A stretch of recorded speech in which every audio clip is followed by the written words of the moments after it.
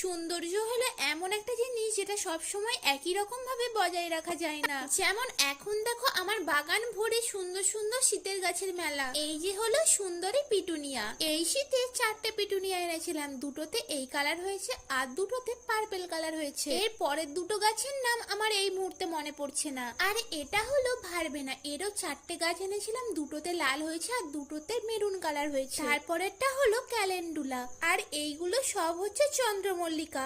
এবছর চন্দ্রমল্লিকা গাছ থেকে কিন্তু আমি প্রচুর ফুল পেয়েছি, বিশেষ করে এই হলুদরা আর খয়েরি কালারটা দেখতে দারুণ লাগছিল। আর এই গাঁদা গাছের কথা তো আর কি বলবো, ডাল কেটে লাগিয়েছিলাম, অন্য বছরের চাইতে এবছর আরো বেশি ফুল পেয়েছি। কিন্তু এখন দেখো গাছগুলোর কি অবস্থা, খাবার জল কিছু অভাবের জন্য না, গরম ফুটে গেছে, সেই জন্য গাছগুলো এখন শুকিয়ে মারা গেছে। এবার কাজ হচ্ছে এই শুকনো গাছগুলোকে তুলে ফেলে দিয়ে মাটিটা অন্য গাছ লাগানোর জন্য প্রস্তুত করা।